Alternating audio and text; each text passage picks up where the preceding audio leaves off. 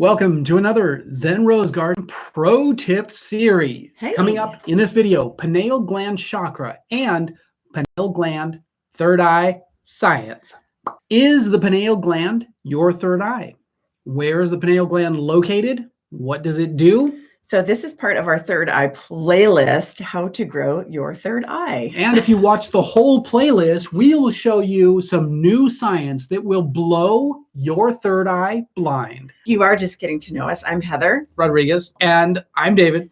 from ZenRoseGarden. .com. Yes. And if you are new, YouTube is where we give some free pro tips and tell you about our signature membership community, Zen-Ed Academy, where we go much deeper with our students. Also, a Maiden Rodriguez here. Yes. Awesome, Jessica. When we got married, I decided to keep my name Rodriguez because Why would I make her change it? Why would I make anybody change anything? It's preference though, because when my first marriage, I changed my name and it was so hard to change it back to Rodriguez that I said, nah, leave it. Screw that. In order to find your tribe, you have to stop following the herd, start thinking for yourself and looking deeper to crack the code. So we are a little rebellious, just to let you know. Let me tell you right now, come on inside Zen Rose Garden. Let's get started inside our heads.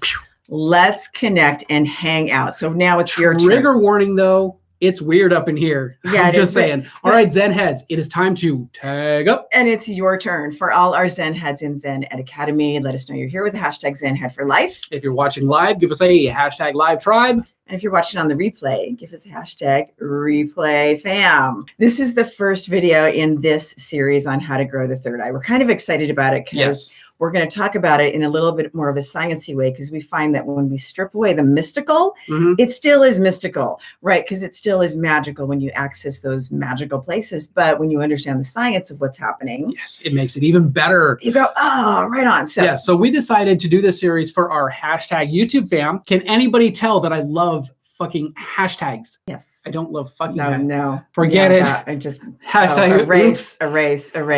TMI. Okay. Anyway, because we get so many questions about it, right? And lately we've been getting new questions about this new fourth eye thing. I don't know if you guys have ever heard about this. There's a fourth eye thing. So when the third eye gets old, I guess people keep creating new eyes. I mean, I'm sure like the fourth eye. So I'm sure there's soon going to be a fifth eye. So I think regardless of the mystical symbolic location, because when we are having a mystic inner eye experience, we can sense those things in different places, right? So we're talking about in the fourth eye, the third eye, whatever, the fifth eye that's coming out next week, regardless of the mystical symbolic location, the junction point is in the brain. Like the gorilla said, it's all in your head. So this is going to be fun. What the shit is a fourth eye? Exactly. Someone asked us about that and I looked it up, and it does relate to a certain part of the brain, which is different from where the third eye functions. And we're going to get to that one in video 6. We're going to tell you about the fourth eye and what part of the brain that the person who had this fourth eye experience was probably stimulating. They just didn't read Neuroscience 101. Yeah. And go stimulate on your own time. So this whole week, and sometimes I think we invent those things. I'm going to take some people invent the royal we. No, I mean invent everybody kind of new concepts like that to take my fourth eye training for, maybe to make money. Yeah, you could do that. So the whole week, we're going to be talking about different parts of the brain that activate during the classic mystic experience or an intuitive, empathic, or psychic experience. These are 3 different parts of the brain, by the way. And guess what? Spoiler alert, none of which is the pineal gland. Okay? But the pineal gland is called the third eye for a reason. It's actually a sciencey reason, right? So I think a lot of these things kind of blend over into disciplines, and then the metaphysical community takes off with it and it becomes something else. First of all, now that we've totally flipped the pancake over and you're going, WTF, mate, we want to know, do you think your third eye is open? Put it in the comments. Are you closed down like a... He's trying to come up with a clever metaphor. Yeah, it was so good. It was so good. Clever metaphor squashed. In mysticism, right? The third eye is a symbolic, conceptual construct for abstract thought, intuition, I'm doing this on purpose, psychic experiences, empathy, higher cognitive awarenesses, and a whole bunch of other things that make you an evolved, intelligent, woke AF kind of being. So in mystic tradition, its symbolic location is the pineal gland. Right. But the pineal gland is called the third eye for a reason, a different reason than that. So first you've got two eyes, right? Two of them. Or two eyes. 1 and 2. What a day we are having today. What is up? Okay, so all of this mystical stuff is taking place. It's just in a different part of your brain. Light or dark? Okay, first you've got the two eyes. The third eye is the pineal gland, right? So light or dark enters your two eyes and stimulates a chain of chemical responses, basically. Right. So your retinas get stimulated by the light, the amount of light that's coming into your eyes. So light or dark. Which moves all the way to the outside of the pineal gland. It's back here, but it's not quite at the pineal gland yet, right? Right. So the pineal gland is actually a little bit farther back in the head. So the actual part of the brain that is the third eye is where you think it is. But we're going to tell you about that on Thursday. So by the time the light gets to the pineal gland, it goes through this whole little path that kind of goes.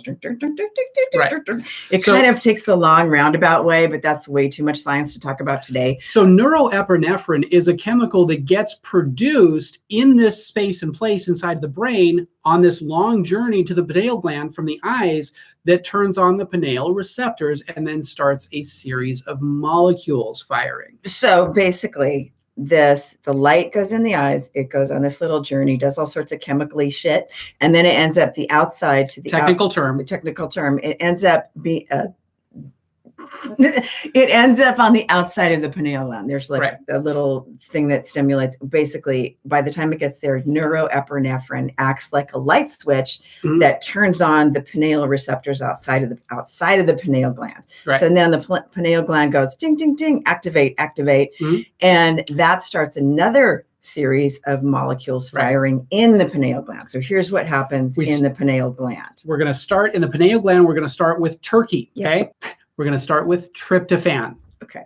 And then it ends with serotonin and then finally melatonin. Okay. So melatonin is the final product inside of the pineal gland that gets triggered that tells you go the fuck to sleep.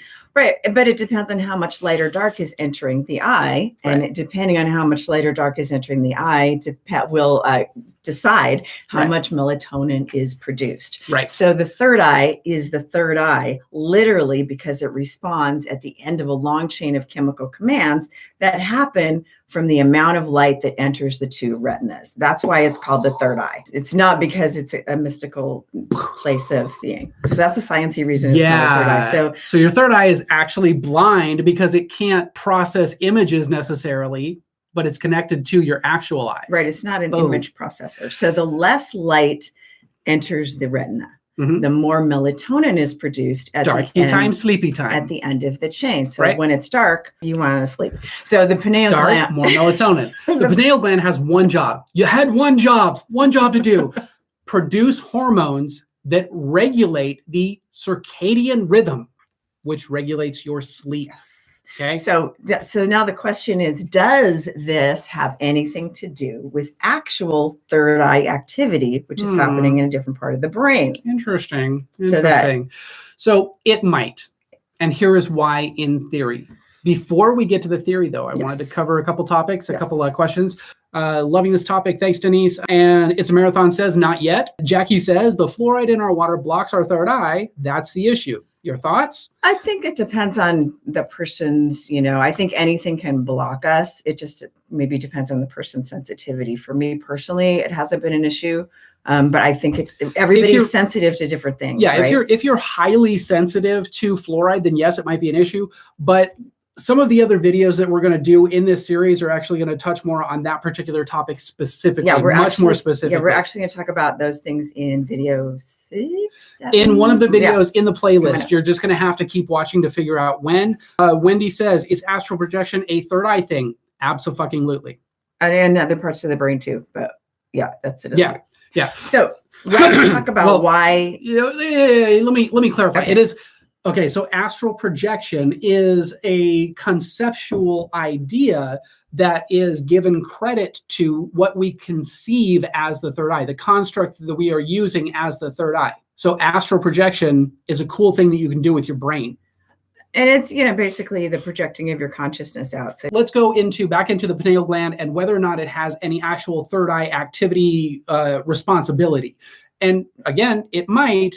And here is why in theory. So and it probably more than theory, I think this is pretty relevant to sciencey theory. Yeah. So as the light is entering the retina. And as that light is reduced, so more melatonin is produced, right? More sleepy time. So during sleep, when the brain is sort of naturally shifting into the alpha state, which is the state that mediums and sensitives will train to be able to toggle in and out of, everyone naturally enters that state when it gets dark and you start to drift off or get sleepy. Sleepy time. So when you're having a massage and when the lights are down, where you're in a Reiki session, you naturally start to enter that alpha state, which is your more receptive state for third eye information. So as that more melatonin is produced, it makes it easier to access that state. Because you're basically in an in-between state where you are more easily able to access your subconscious and superconscious mind. So this also may be one reason why some beginning intuitives find it easier to access states of psychic awareness when it is darker, because those chemicals are stimulated to help you get into the alpha state easier. Yes. And for those who want to go pro, you just have to train harder, Daniel-san. That's all it takes. Gail, good to see you. Wild Magic, guys. Theta. Theta is a different state than alpha, but yeah, you access it basically with the same. Get darker in the beginning till you can access the theta state, till you can access training. Yeah, the theta state in more normal awareness. So Wendo, it's like a combo thing. She's asking, like most things. Yes, yeah, So it's like a combo thing, right? Yeah, like a combo meal with fries and a shake. Yeah, it's like degrees. It's degrees of consciousness that we project out, and degrees of brain access, because you are an entirely holistic individual, right? And your brain is a holistic device, so it's going to use different parts that it needs at different times. Cheyenne says, i.e. visions or clairvoyance. Yes, same kind of thing. The construct or the concept of the third eye is what we associate these things with. We find that when you understand the function of the mystical parts, and I love you guys, Cheyenne and Wendo, I love that you guys are bringing all this up. When you understand the mystical parts of your brain and you understand the function, the science of the mystical parts better, it becomes a hell of a lot easier to access it. Right. So we're living in kind of a new age now. And I don't mean like with old age shit. But I'm not talking about new age like that. I mean a new age of technology where we actually do know how this stuff works on a chemical brain level, because there's neuroscientists and parapsychologists have access to doing brain scans while people are in different states of consciousness and accessing different gifts. So we're kind of seeing the states of the brain, or the places in the brain that are firing. So it's kind of fascinating. And they actually have the technology now to know exactly what parts of the brain are firing when you tap in. And they've done all kinds of studies and tests with all kinds of different types of people in different states doing all this crazy metaphysical shit while they're hooked up. Wild stuff, right? We're coming into an age where we're crossing over and bringing a lot of old superstitions with us. And it's kind of intersecting with stuff. New science that we're discovering about the brain and how mysticism actually works. And it's kind of cool because we can let go of some of that. I think a lot of the older superstitious mumbo jumbo kind of is what blocks us sometimes, because those bring up a lot of fears sometimes. So you just have to strip away all of that superstitious mumbo jumbo, grow your brain, CTFO, and tap in. Chill the fuck out, by the way. And on Thursday, we're going to give you some real tips on how to actually grow your mystical brain, because there are simpler ways than you realize to grow the part of your brain that accesses your mystical information. So Wendo says, it's a reason I love your info. Mixing science and physics, making it make sense. And psychic stuff. Yeah. Psychic stuff, physics, science, all the good That was a really bad attempt at bleeping yourself. I know. So it's your brain, right? This is your brain on metaphysics. This is just how it works. So be sure to come hang out with us on Thursday live at 3 p.m. as we nerd out with the mystical third eye meets neuroscience. I can't wait. We got a lot of stuff to tell you guys this week. Yep. A lot of stuff. So mushrooms. Okay, dude.